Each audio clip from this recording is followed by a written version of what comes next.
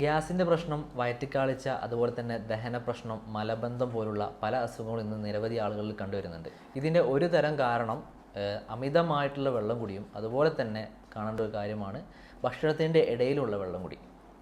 അമിതമായ വെള്ളം കുടിക്കുന്ന കാര്യം നമ്മൾ കഴിഞ്ഞ വീഡിയോകളിൽ പറഞ്ഞു. ഇനി നമുക്ക് ഭക്ഷണത്തിൻ്റെ ഇടയിൽ വെള്ളം കുടിച്ചാൽ എന്താണ് സംഭവിക്കുക നോക്കാം. ഒരുപാട് മതഗ്രന്ഥങ്ങളിലും മറ്റ് ഗ്രന്ഥങ്ങളിലൊക്കെ പറഞ്ഞിട്ടുണ്ട് ഭക്ഷണത്തിൻ്റെ ഇടയിൽ വെള്ളം കുടിക്കരുത് എന്ന്. അപ്പോൾ പലരുടെയും സംശയമാണ് കഞ്ഞി കുടിച്ചാൽ എന്താ സംഭവിക്കുക എന്നുള്ളത്. കഞ്ഞിയിൽ ഭക്ഷണമുണ്ടല്ലോ വെള്ളമുണ്ടല്ലോ എന്നൊക്കെ. എന്നുവെച്ചാൽ അത് നമുക്ക് ലാസ്റ്റ് പറയാം.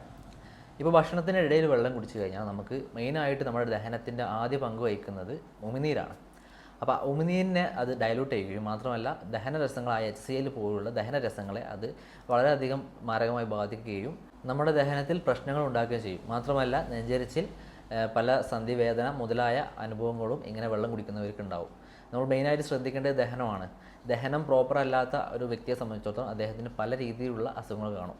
അപ്പോൾ ഇന്നു മുതൽ നമ്മൾ ഭക്ഷണത്തിനിടയിലുള്ള വെള്ളം കൂടി ഒഴിവാക്കുക. ഇത് നമ്മൾ ചെയ്യേണ്ട ആദ്യ ഘട്ടം എന്ന് പറഞ്ഞാൽ നമ്മൾ ഭക്ഷണം കഴിക്കുന്ന ആ തീന്മേശയിൽ വെള്ളം കൊണ്ട് വെക്കാതിരിക്കുക.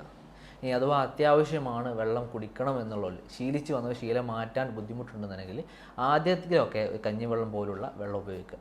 ഇതാണ് നമ്മൾ ഫസ്റ്റ് പറഞ്ഞ കഞ്ഞിയുടെ വിഷയത്തിലുള്ള ഒരു ആൻസർ.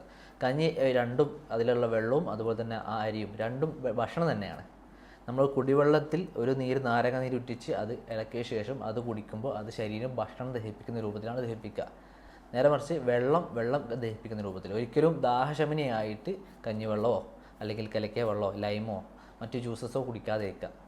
വെള്ളം പച്ചവെള്ളം തന്നെയാണ് കുടിവെള്ളമായിട്ട് യൂസ് ചെയ്യേണ്ടത്. അപ്പോൾ കഞ്ഞിയിലുള്ള വെള്ളം അത് ഭക്ഷണം തന്നെയാണ്. കഞ്ഞിയും ഭക്ഷണമാണ്, കഞ്ഞിയിലുള്ള വെള്ളവും ഭക്ഷണം തന്നെയാണ്. ഓക്കെ, അപ്പോൾ ഇന്ന് മുതൽ നമ്മൾ ഭക്ഷണത്തിനിടയിൽ വെള്ളം കുടിക്കാതിരിക്കുക. അത് പ്രത്യേകം ശ്രദ്ധിക്കുക.